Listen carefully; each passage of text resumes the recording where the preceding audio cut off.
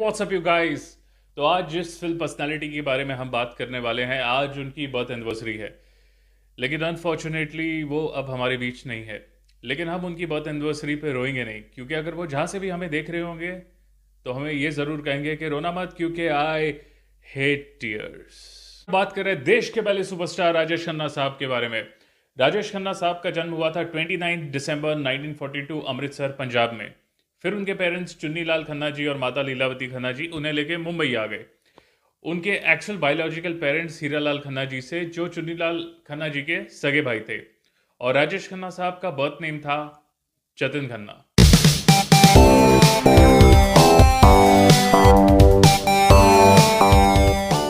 राजेश खन्ना साहब का बचपन से एक लैविश लाइफस्टाइल था, क्योंकि माता पिता की इकलौती संतान थे, तो माता पिता ने किसी चीज़ की कमी नहीं छोड़ी।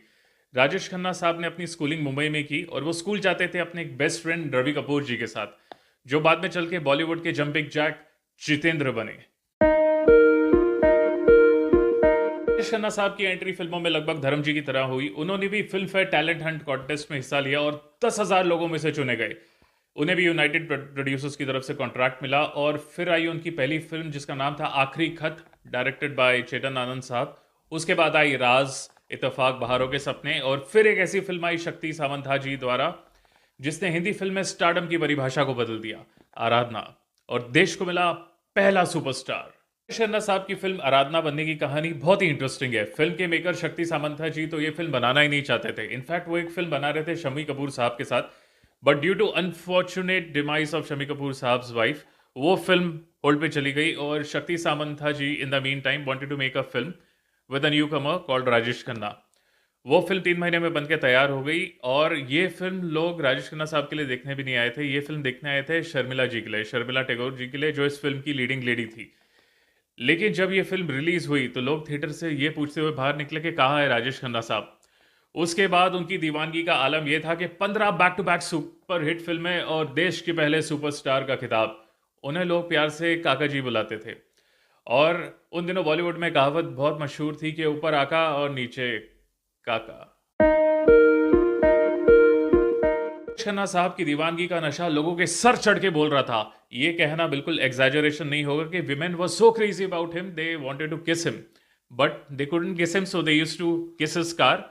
सफेद कलर की इम्पाला गाड़ी होती थी राजेश खन्ना साहब के पास। अच्छा, जो लोगों को पता नहीं इम्पाला क्या है, तो वो एक ब्रांड था which is equivalent to Mercedes and BMW at that point of time, so that white car used to turn red at the end of the day.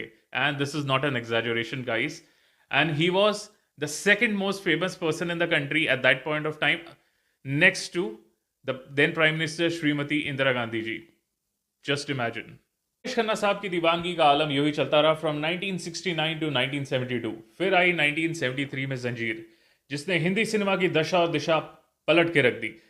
Bachchan साहब के आने से राजेश खन्ना साहब का स्टारडम थोड़ा फीका तो हुआ, लेकिन उनके फैंस तो फिर भी उनके फैंस थे। जैसे अपने आखिरी दिनों में उन्होंने एक ऐड की थी, जिसमें वो ये बोलते हुए नजर आए कि मेरे फैंस मुझसे कोई नहीं छीन सकता। सच बात है, उनके फैंस उनसे कोई नहीं छीन सकता। खन्ना जी को लोग एक सुपरस्टार के तौर पे जानते थे, लेकिन अगर आप उनकी फिल्म देखें आनंद, बावर्ची, अमर प्रेम, तो उनके अंदर का एक्टर साफ छलकता है। स्टार्स आएंगे, सुपरस्टार्स आएंगे, लेकिन राजेश खन्ना साहब जैसा कोई नहीं आएगा। जैसे अमिताभ बच्चन जी आनंद फिल्म के आखिर में कह गए कि आनंद मरा नहीं, आनंद मरते नहीं। आज भी कहीं आप राजेश खन्ना साहब की तस्वीर देखो तो ऐसा लगता है वो तस्वीर बोल पड़ेगी, उसमें से आवाज आएगी बाबू मोशाय, और आनंद फिर जी उठेगा। हमारी छोटी सी एक tribute once in a lifetime superstar Rajesh Khanna sahab को। आपको ये ब्लॉग कैसा लगा, आप हमें बताइए। अगर आपको इस तरह के और ब्लॉग चाहिए तो भी हमें बताइए। तब तक देखते रहिए, like share subscribe, take care, sleep well and टालियोस।